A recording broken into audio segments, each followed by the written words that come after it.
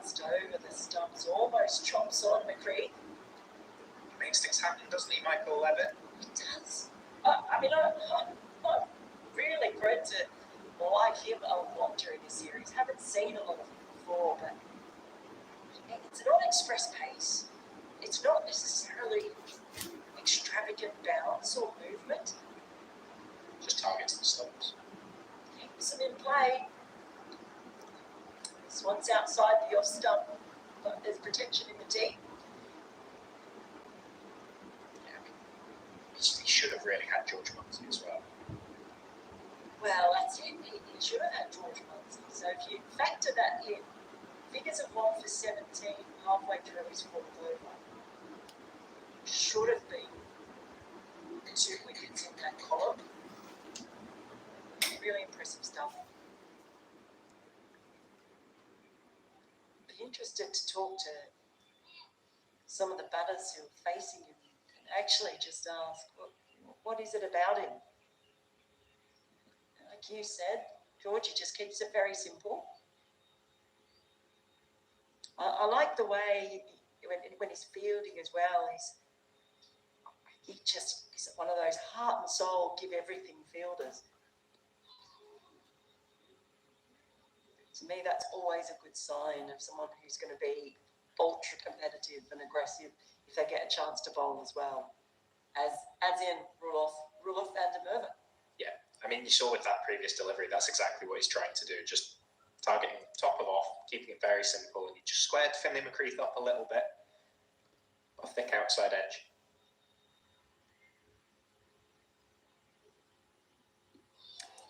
And again, the threat. What a great over from Michael Levitt.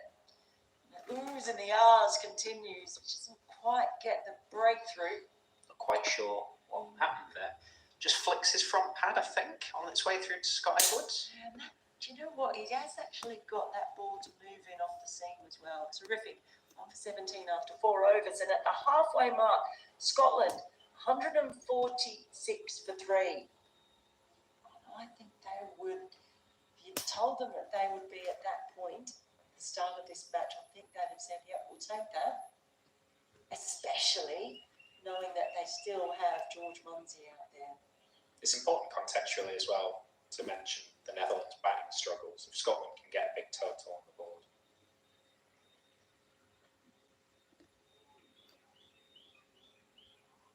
The Netherlands haven't gone past their high score in their 3 matches in. On this ground, it's been 225. So if Scotland have pressure on the board, runs on the board,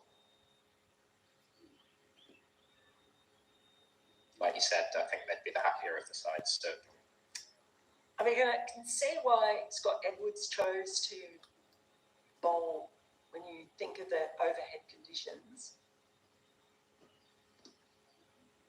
That's pulled firmly. Again, there's a sweeper out there in Wesley Barussi. I think you can also see why Matthew Cross wanted to bat first, though. Well, that's it. That's what I was about to say. It's the other half of the equation. And it does tend to get easier batting in the afternoon. We've seen in the other games at time. But it'll be interesting to see if it turns more this afternoon as well.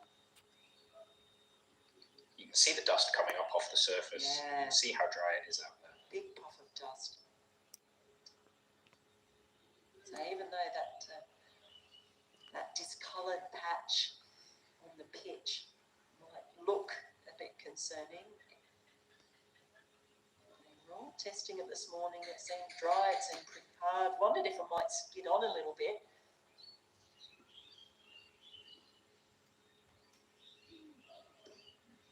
It's not really come into play too often, especially since the spinners came into play, just because it is that bit shorter of a good length.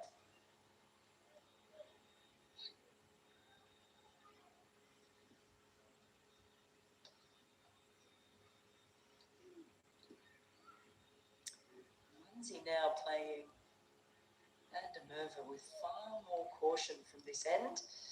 It's the end of the 26th over. Scotland 149 for 3.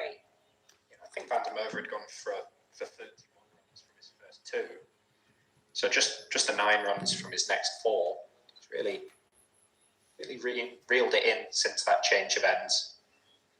It's just stopped George Munsey being able to walk across his stumps and target the boundary that's helping with the wind.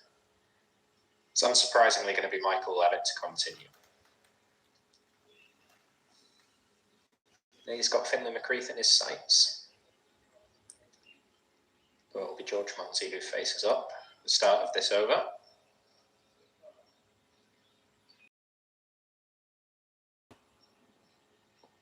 Well, how much would Michael Levitt like to get another go at George Munsey?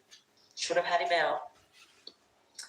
Puff of dust again, even more pronounced.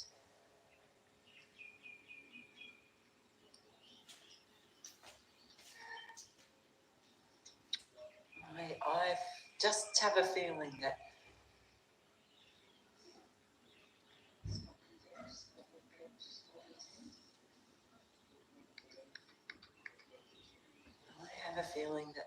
Mark Watt and Michael Leask will really like the look of the puff of dust.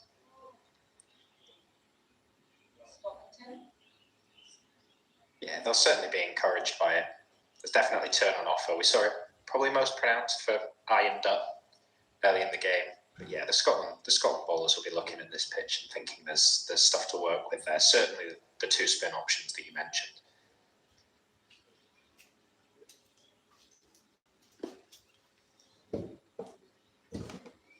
Mark was such a clever operator as well. And Michael Leask's not dissimilar to Roloff van der Merwe and Michael Levitt in the way that he approaches the game. It's a heart and sleeve character. Wants to be in the thick of the action. We'll see him with the bat, obviously, before the ball.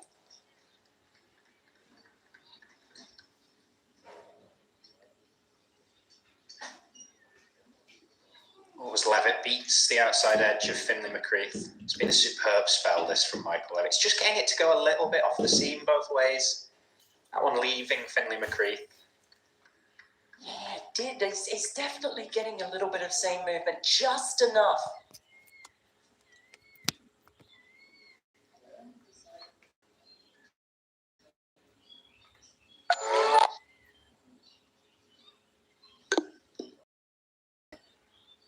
That's nicely played, but terrific fielding there as well. Nina Manuru, he's had a mixed day in the field. Probably feels he's got some making up to do with 2 drop catches. So there is the Dutch bench. What do you think that they'll have made of this so far, particularly Ryan Cook, the coach? He's had a few things to deal with. It hasn't been a good run for the Netherlands. Back live here with you now as Michael Levitt continues to probe away. And at the end of 27, it's 151 for 3. Yeah, I think the Dutch camp is just holding a magnificent line, and that one's the one we saw. Just bringing it back into Finlay McCreath. That one's the opposite. Just leaves Matthew Cross, beats the outside edge. It's wonderful skilled bowling.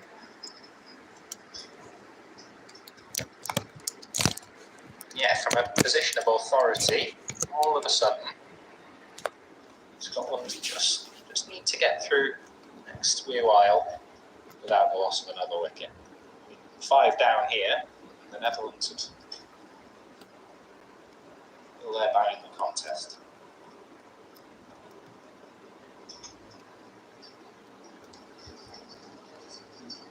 Swings hard through that one, and that one has gone. So we've been talking about Munsey picking his moment. He's picked that one now, and he's picked out Vivian Kingma. It's another boundary, releases the pressure. Yeah, we spoke about Michael Levitt holding that really tight line, not giving the batters anything to work with. That just strays to leg on George Munsey's hip, and he's not going to miss out there.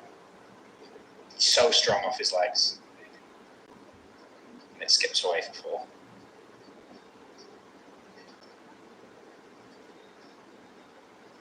He is the big scalp, George Munsey.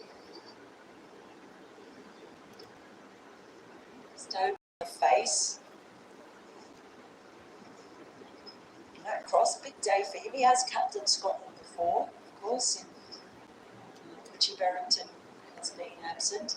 Very, very busy batter, and he's very fidgety. He moves up and down. He's never still at the crease. He's always gardening. He's always got little ticks and twitches and everything else. When he's at his best, he's so still. He's actually been pretty good run of form with the bat. Not in the last 2 games, though. He's been out for 8 and 3 in the last 2, but 39 in Scotland's first match here against Nepal. Made a couple of 40s in the Netherlands, which might not have been high scores. But in the circumstances, they were really important innings. Batted really well, so for us, a continuation of that. For the skipper today, gardening, tapping. So, almost Steve Smith-esque touches and pads and all sorts as he settles himself down. So, he's very quick between the wickets and immediately looks for 2. Sent back, but he's off the mark. Yeah, he's busy, Matt Cross. That's how you describe him. He's a classic wicket keeper, really. Sharp between the wickets, busy, looks to score. Not the biggest hitter, but yeah, he's good at manipulating fields. He's a very good player. He's opened the batting in one-day international cricket, so yeah, he's a very accomplished batter at this level.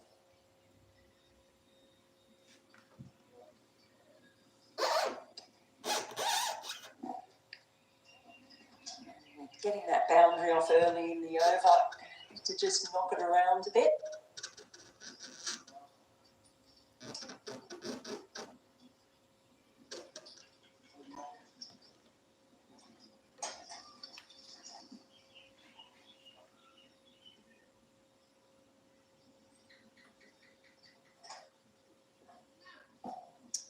Kingman just going for a few more runs since he came back into the attack. I actually thought he bowled pretty well in his opening spell.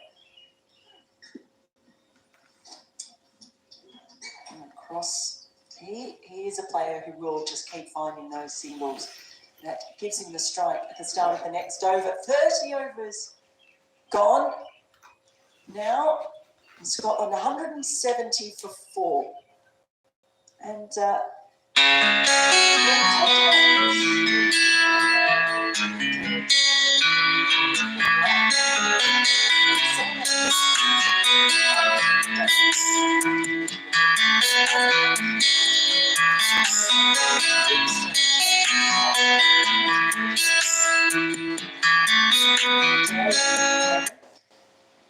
players do. Now, if you're looking at that, if that holds true here, Scotland are looking at a score of around 340.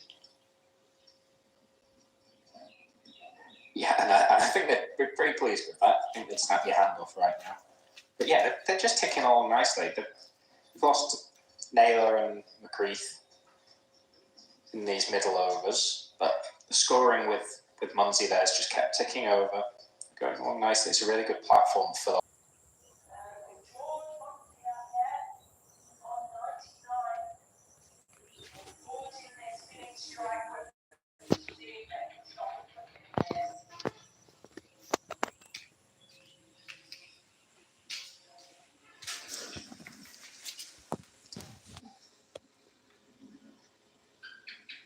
Melinda Farrell here on commentary, taking you through the action today, alongside George O'Neill with me here today. Yeah, filling Andrew Leonard's very sizable shoes today. A little push down to long off, and you can hear the cheers already from the Scotland camp because George Munsey has century number 3 in ODIs. He's been out of runs recently, but he's roared back in style. We call him the big gun, and he has blazed away today in an important innings for Scotland. And he's done it in impeccable style. Yeah, he's batted brilliantly. That one chance on 73 dropped at mid-off the bowling of Michael Levitt, but other than that, he's been superb. We spoke a lot about his ability to go through the gears, go up and down the gears. He's attacked at the right moments, taken singles at the right moments, and it's a brilliant 100 from Scotland's opener. I think the challenge now for George Munsey is to go again. There's time left in this game. Can he get a big, big score?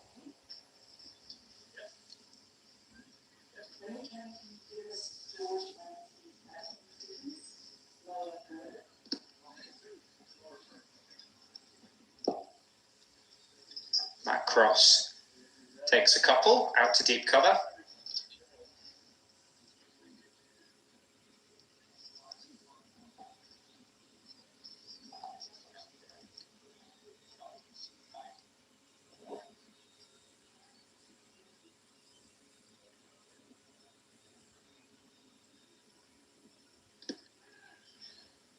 Pulls this one firmly, but only as far as Max O'Dowd.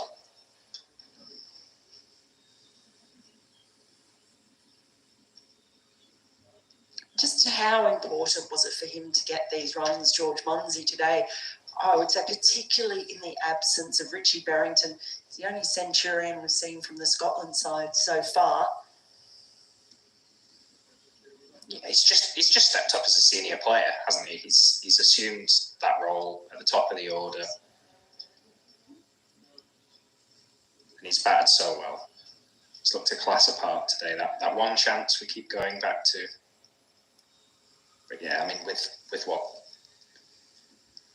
Nearly 20 overs left in the game as well. They'll fancy going big.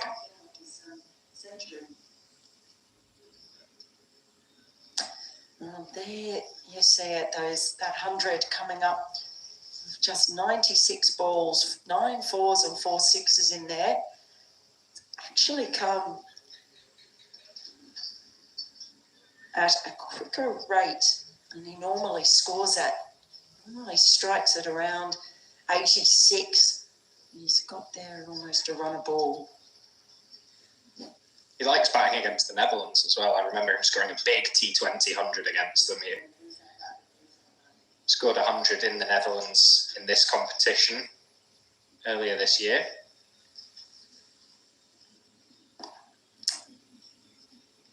Yeah, I mean, the way you could tell how well he's batted from the reception he got when he reached 3 figures. Warm applause all around the ground. It's been a pleasure to watch him this afternoon.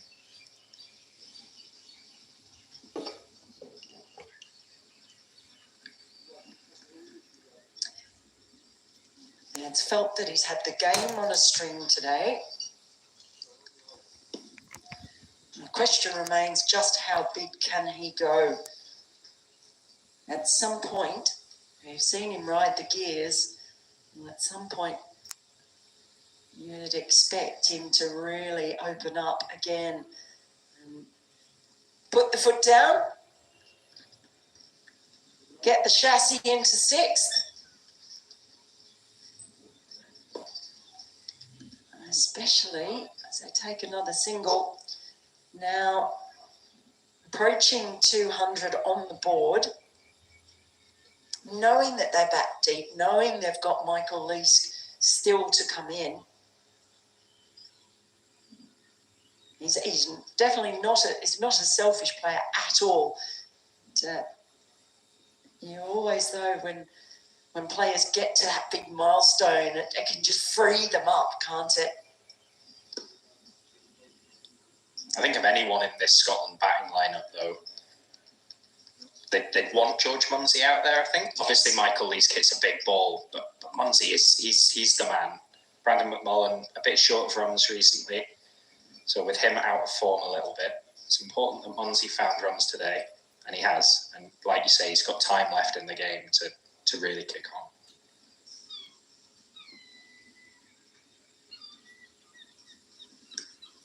Short ball pulled 4 was there to be hit. Matt Cross hits it. Yeah, it's a rare bad ball from Michael Levitt. Just too short on Matt Cross's hip. And Scotland's captain for the day is too good to miss out. Naveen, our unit manager, always on hand to do a bit of fielding whenever he can. Keen cricketer himself and a talented one as well. Played a season with Naveen. Very good cricketer.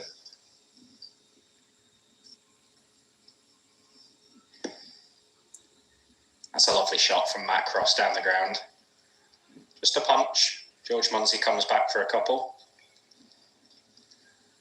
Yeah, Matt Cross probably the quicker of the two, but Munsey, he put the afterburners on for that one. And now Michael Levitt just starting to leak a few more runs. He's got the wickets though. But how does anyone stop George Munsey at the moment? Is a big question for the Netherlands after 33 overs. It's 194 for 4. The way Matt Cross has come out and started as well has been impressive. Just to go run a ball, tick over, take a bit of the pressure off Munsey as he closed in on that milestone. Yeah, Matt Cross will fancy a score out here today. Now that the sun's come out and the outfield will quicken up, there's runs to be had.